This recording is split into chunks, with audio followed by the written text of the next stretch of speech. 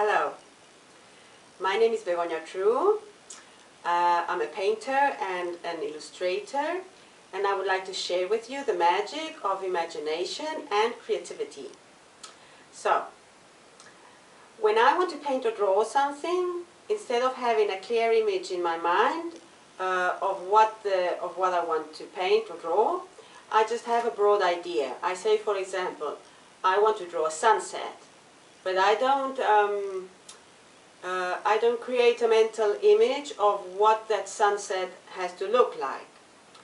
I stick to the broad idea, because this way I leave space for my imagination to create with me. I'm going to explain this with an example. Look, you see this?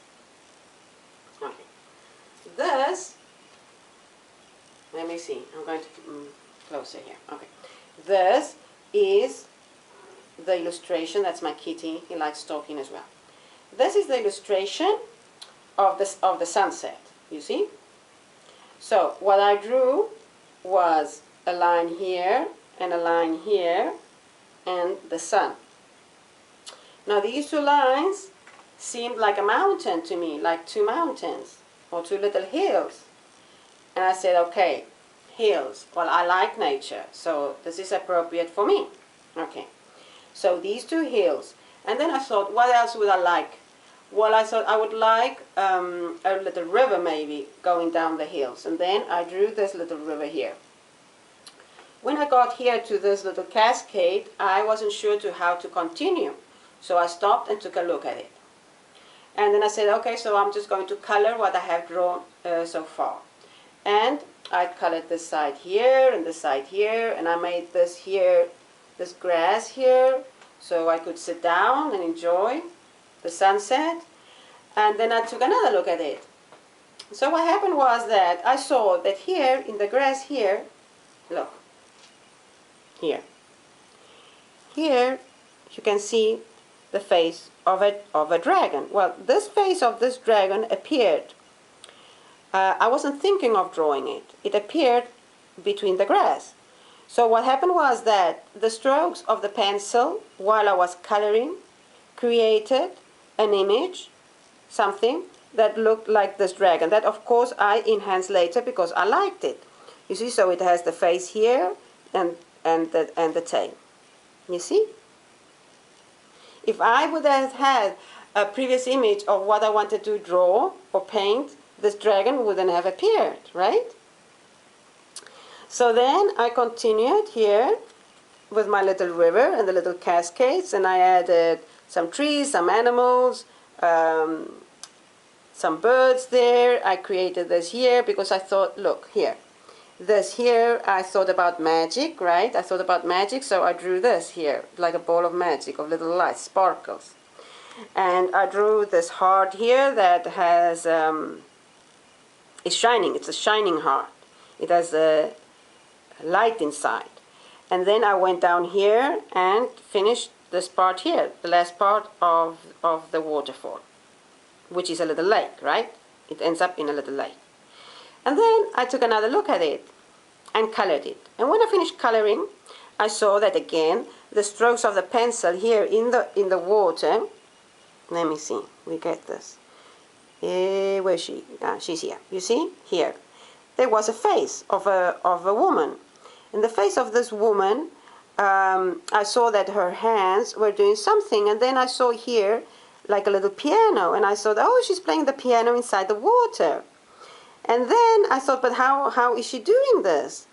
And then I saw that the drops of water from the little waterfall, when they dropped inside the lake, they looked like musical notes. You see? The musical notes. And I said, oh, she's playing the piano inside the lake, and with the drops of water from the waterfall. Now, when I was drawing the sunset, this was actually part of a story that I wrote called My Magic Nation. Well, My Magic Nation, is a story, a short story that I drew because I thought, what would happen if I could create the life that I wanted?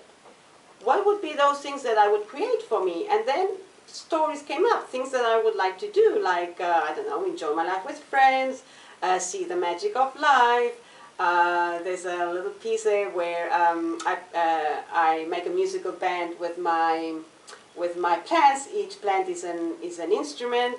I make a party, and there are not only humans in the party, there are not only human friends, there are also fairies and animals, and I don't know, it's just a fantasy story. Oh, we go to other dimensions, to the crystal dimension, the creative dimensions, and we create new things there, and we fly. I would love to be able to fly, you know.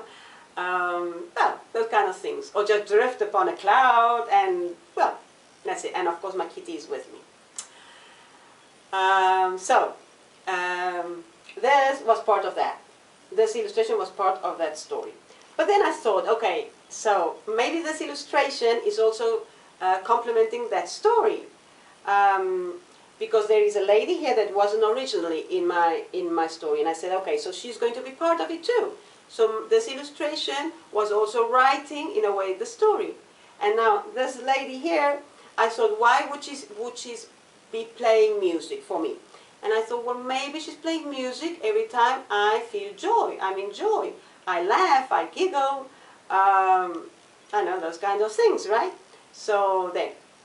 And this is what can happen when, instead of having a previous very clear idea of what you want to do, you let your imagination join you while you are creating. Okay, so that's it. If you like this, I've got more videos, and also you can go to my webpage. On my webpage you can see paintings, many illustrations. Most of them has these kind of stories to them. You can, oh, I have written this story and another one called What a Journey, but I'm re-editing them. So today is 30th of January, so if you're watching this video right now, they're not for sale yet. But if you watch it maybe in a month or so, they probably will be.